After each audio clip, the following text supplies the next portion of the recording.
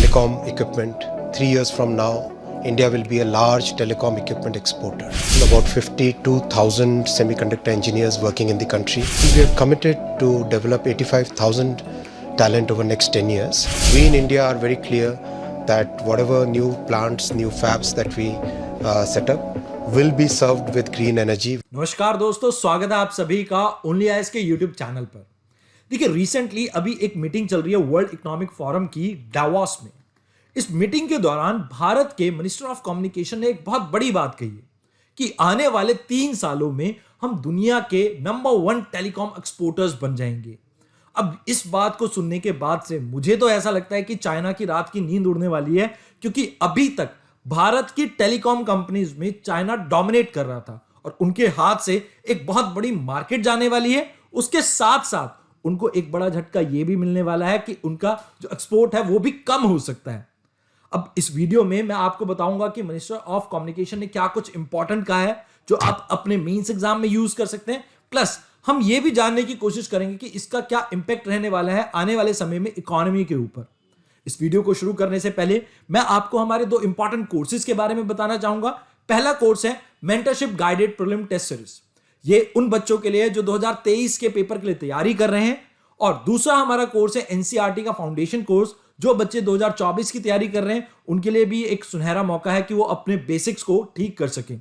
इससे रिगार्डिंग आपको कोई भी डाउट हो तो आप हमें कॉल कर सकते हैं 7007931912 पे। आइए शुरुआत करते हैं आज के इस वीडियो की।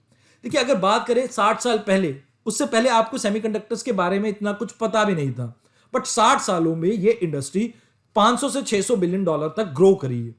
लेकिन आने वाला समय और भी ज्यादा एक्साइटिंग है, क्योंकि ये जो आपके सेमीकंडक्टर इंडस्ट्री है ये 1 ट्रिलियन तक ग्रो करने वाला है। अब इसमें इंडिया के पास एक बेहतरीन मौका है, जिसमें इतनी बड़ी जो आप एक विंडो देख रहे हो, इसमें हम भी एक बड़ा शेयर अपना बुक कर सकते हैं। अब इसके लिए भारत ने कुछ स्टेप उठाए हैं जिनके बारे में हम डिस्कस कर लेते हैं। सबसे पहली चीज, हमने अभी के टाइम की अगर हम बात करें, लास्ट 10 सालों में बहुत रिमार्केबल प्रोग्रेस की है, जिसमें यह बताया जा रहा है कि भाई पहले 10 साल पहले तक हमारे यहां पे सेमीकंडक्टर की जो मैन्युफैक्चरिंग थी वो बहुत कम थी, लेकिन अब ये 87 बिलियन डॉलर की एक इंडस्ट्री बन चुकी है।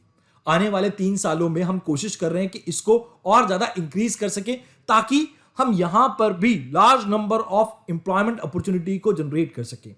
अब बात हो रही है यहां पे हमने कितनी बड़ी ये इंडस्ट्री है, तो हमें यह भी जानना होगा कि इसके लिए हमें क्या क्या चीजों के ऊपर फोकस करना होगा।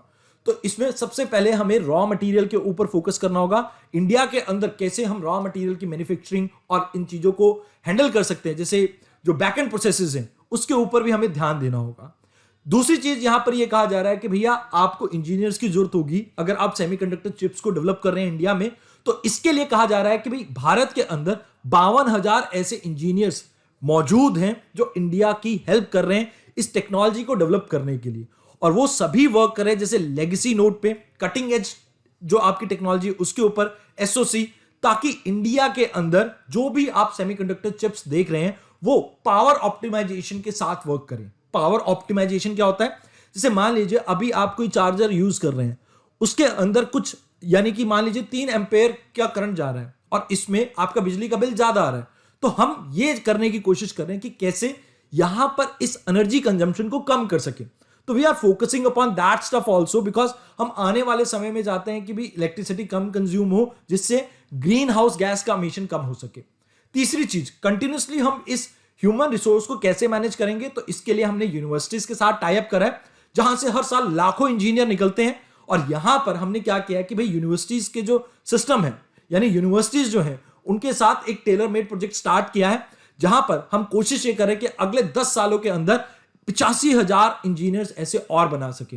इसके अलावा जब से ये स्कीम लॉन्च की गई है 1 जनवरी 2022 से, उसके बाद से हमने 60 यूनिवर्सिटीज के साथ टाई अप किया है, ताकि उनके करिकुलम में हम चेंज ला सके और उनको इस टेक्नोलॉजी के लिए तैयार कर सके। बिकॉज आप सभी को पता है कि इंडिया का एजुकेशन सिस्टम अभी भी रिफॉर्म मांग रहा है, जिसमें इंजीनियर्स को वो स्किल्स दे सके हम कि वो इंडस्ट्रीज के रेलिवेंट हो। तो यहां पर इस चीज के ऊपर भी फोकस किया जा रहा है कि कैसे हम इंडस्ट्रीज को और बेहतर कर सके, और इसके लिए जो ह्यूमन रिसोर्स चाहिएगा उसे हम यूनिवर्सिटी से ही तैयार करते लाएं। फिर यहां पर दूसरा सवाल आता है आपका कि फंड कहां से आ रहा है। तो इसमें ना केवल प्राइवेट सेक्टर से फंड आ रहा है, बल्कि गवर्नमेंट ने भी बहुत बढ़ चढ़कर इन्वेस्ट किया है। जहां पर पहला जो इन्वेस्टमेंट राउंड है उसमें भारत की सरकार ने $10 बिलियन का इन्वेस्ट किया है और आने वाले सालों में ये इन्वेस्टमेंट और बढ़ेगा ही, क्योंकि ये इंडस्ट्री इतनी लार्ज स्केल पे ग्रो करने वाली है। तो अगर हमें चाहिए कि इंडिया को एक मैन्युफैक्चरिंग हब बना सके हम, तो उसके लिए ये इन्वेस्टमेंट और बढ़ानी भी पड़ सकती है। देन फ्यूचर का क्या है? देखिए, फ्यूचर को दिमाग में रखते हुए हमने ई व्हीकल सेगमेंट में जनवरी में जब हमने ये पॉलिसी लॉन्च की थी, तब हमारा इतना ज्यादा ध्यान नहीं था।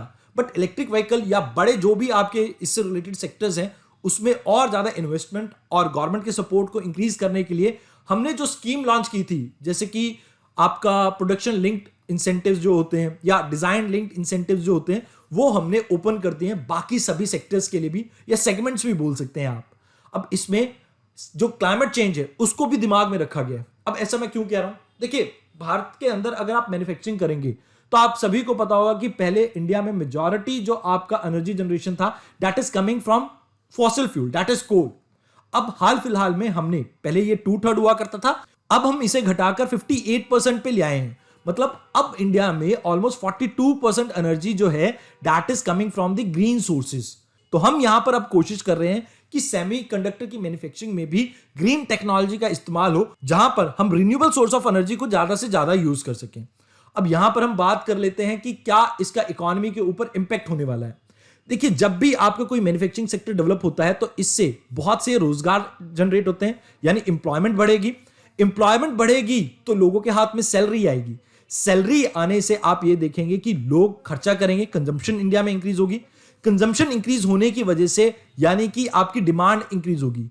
अब डिमांड इंक्रीज होगी, साथ के साथ स्टैंडर्ड ऑफ लिविंग इंक्रीज होगा इंडिया के अंदर, तो इससे भारत की जीडीपी को तो बेनिफिट मिलेगा ही मिलेगा, साथ के साथ भारत को इसमें फायदा होगा करंट अकाउंट डेफिसिट को कम करने में भी, क्योंकि भारत में अभी तक हम इलेक्ट्रॉनिक्स गुड को इंपोर्ट करते थे। इसकी वजह से भारत का बीओपी यानी कि बैलेंस ऑफ पेमेंट का जो संतुलन था वो बिगड़ जाता था।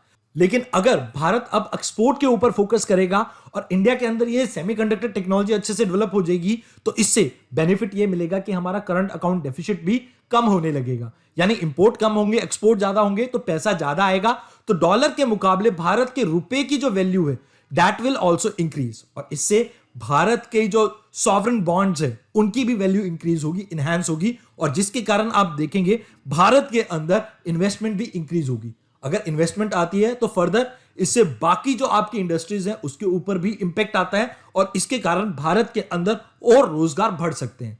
तो आज के इस वीडियो में इतना ही। धन्यवाद।